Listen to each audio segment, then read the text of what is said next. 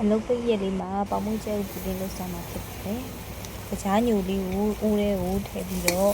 ရေလေးနည်းနည်းထည့်ပြီးကြိုပေးမှာဖြစ်ပါတယ်။ကြိုပြီးလို့ညူအောင်လေးတန်းလာပြီဆိုရင်ပူတင်လုံးမဲ့ပကံထဲကိုထည့်ပေးပါမယ်။ပေါင်မုံ9ချက်သုံးထားပါတယ်။ပေါင်မုံလေးထည့်ပါမယ်။ရှစ်ဦး6လုံးထည့်ပါတယ်။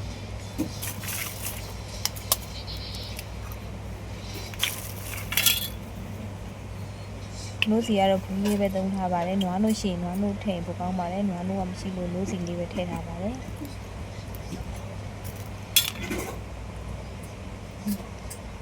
နိုးစီကတော့ကိုချိုကြိုက်တဲ့ပုံမှာမူတည်ပြီးထည့်လို့ရပါတယ်နိုးစီရောထည့်လို့ရတယ်တခြားလည်းထည့်မှာမို့နိုးစီလေးနဲ့လျှော့ပြီးထည့်ထားပါတယ်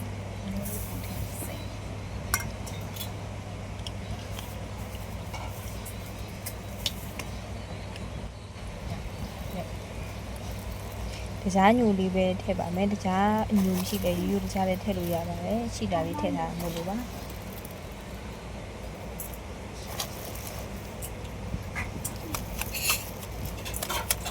ကျိတ်ဆက်လေးရှိရင်ကောင်းပါတယ်ကျိတ်ဆက်လေးရှိရင်ကျိတ်ဆက်လေးနဲ့ပုံရောထည့်ပြီးမှွေလို့ရပါတယ်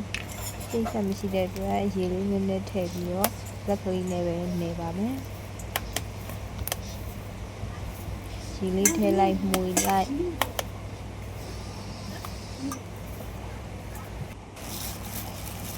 နည်းနည်းမှွေရတာမကြည့်လို့စကားလေးပါယူပြီးတော့စကားလေးနဲ့ကြည့်ရမှွေပါတယ်မှွေလို့ညက်သွားပြီဆိုရင်ပေါင်းမဲ့ခွက်တွေကိုထည့်ပေးပါဘယ်နီနဲ့လည်းပေါင်းလို့ရပါတယ်။သမင်းပေါင်းနဲ့လည်းပေါင်းလို့ရပါတယ်။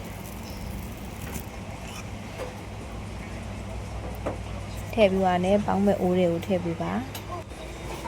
။နိုင်ဝက်လောက်ဆိုရင်မုန့်သားကျက်ပါတယ်။နိုင်ဝက်လောက်နေထားဆိုရင်မုန့်လေးကဖောင်းပြီးတော့ပုံမှန်တက်လာပါပြီ။မုန့်သားလေးစမ်းပြီးတော့မုန့်သားလေးစမ်းပြီးရင်ဓာတ်လေးနဲ့ကတ်အောင်နည်းနည်းလေးအရာလေးတွေနည်းနည်းမောက်တဲ့ခါကျလို့ရှိရင်မကတ်အောင်ဓာတ်လေးနဲ့ပြီးမှခွာပေးရပါမယ်မုန့်ဓာတ်လေးမကတ်မုန့်ဓာတ်လေးမကတ်တော့နေထားဆိုရင်ပကံလေးကိုပေါ်မှောက်ပြီးတော့ပြန်ချလိုက်ပါရပါပြီဒီတင်းမုန့်လေးကပုံပြက်ပဲလှလာလေးရှိနေပါတယ်မုန့်အီအီလေးနဲ့စားလို့ရမ်းကောင်းပါတယ်